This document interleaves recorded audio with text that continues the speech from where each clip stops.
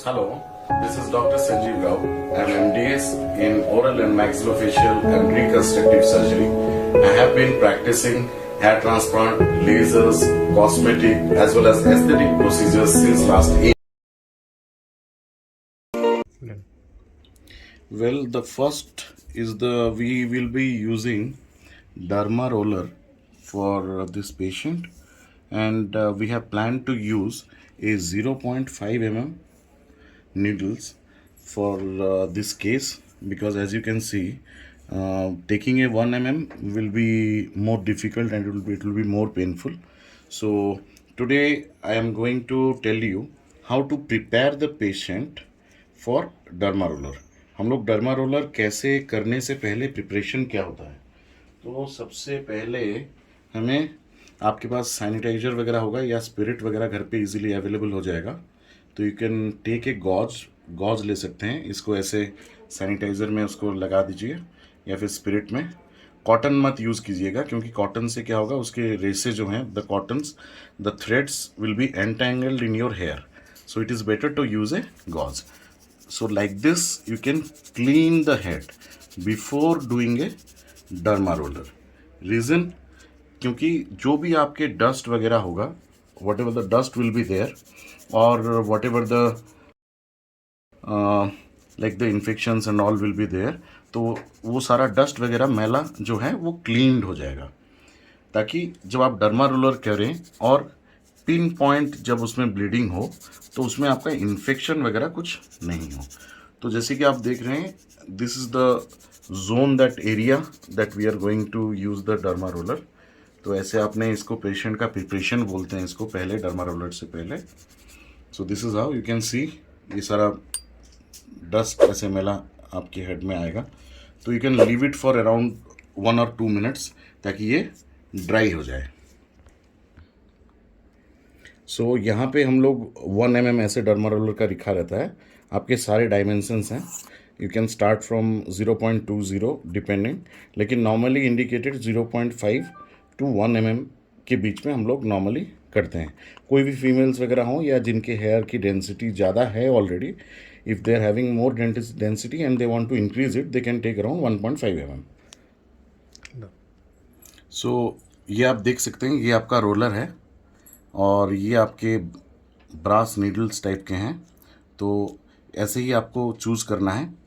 अब इसमें Contra indication क्या है कि अगर आपके स्कैल्प वगैरह में या on your scalp if there is any wound, कोई घाव वगैरह हुआ है या फंगल इन्फेक्शन वगैरह हुआ है, तो don't use a derma roller. First you can गो, पहले आपको कोई स्किन स्पेशलिस्ट या हेयर ट्रांसप्लांट सर्जन से दिखाइए.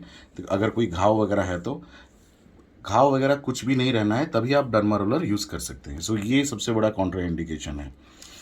नाउ ये यहाँ पे एक आप देख रहे हैं, एक पोजीशन है जहाँ पे आप फिंगर को ऐसे रख सकते हैं टू अप्लाई द प्रेशर. इससे क्या होगा, ऐसे आप प्रेशर को अप्लाई कर सकते हैं.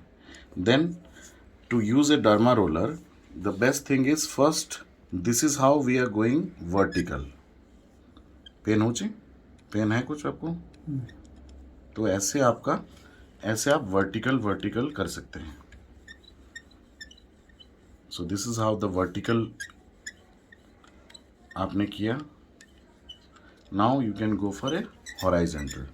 तो ये प्रेशर है, आप जितना चाहें इसको प्रेशर दे सकते हैं.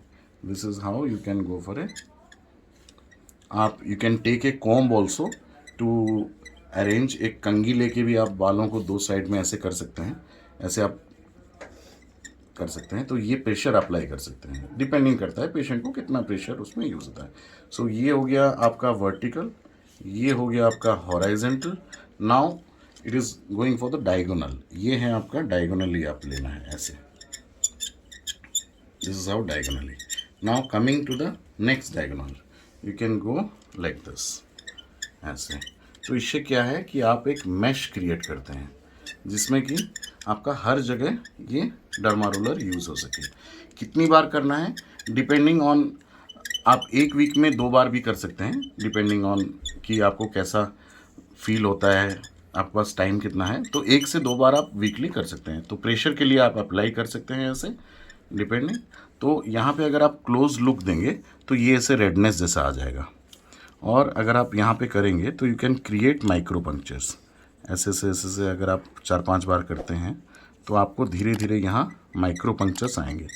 तो ऐसा नहीं है, ज़रूरी नहीं है कि आपको बहुत ज़्यादा ब्लीडिंग हो, बट अगर आपको फील हो रहा है कि आपको माइक्रो पंक्चर्स आ रहे हैं तो नॉट रिक्वायर्ड, आप वहीं पे उसको बंद कर सकते हैं। और डर्मा रोलर करने के बाद आप सेम डे कोई भी चीज़ ऑयल वगैरह या हेड वॉश वगैरह 24 आवर्स तक ना करें। अगर आपके पास यहाँ पे डैंड्रफ वगैरह हैं तो don't use a derma roller. पहले आपको डैंड्रफ वगैरह you need to clean it off. आप कीटोकोनाजोल वगैरह शैम्पू वगैरह यूज़ करके डैंड्रफ हटा सकते हैं। उसके बाद ही कोई भी any anti fungal infection you are having और एनी वुंड और स्कार जो कि फ्रेश है, अगर if you feel on your head और स्काल्प में है तो avoid using a derma roller. So this is how you can continue that.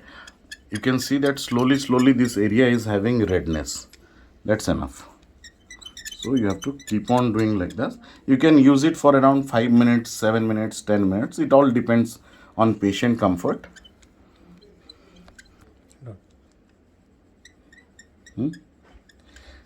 तो अगर किसी को मान लीजिए पेन लगता है तो what you can do is, आप सबसे पहले ice pack, you can place a ice pack over here. तो ये ट्रेडिशनल वे है। आप आइस का एक घर पे अगर आइस पैक नहीं है तो आप आइस क्यूब्स एक पॉलीथीन में डाल के you can place it like this. ऐसे आप आइस पैक रख सकते हैं तो ये एरिया आपको नमनेस लगेगा, तो ये नम हो जाएगा। वंस यू फील इट नम and you can use a derma roller.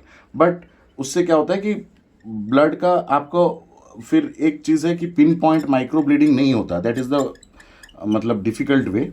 But initial time पे यू कैन यूज़ इट कि आपको थोड़ा नमनेस फील हो। एक बार आपका प्रैक्टिस हो जाए यू कैन यूज़ दैट।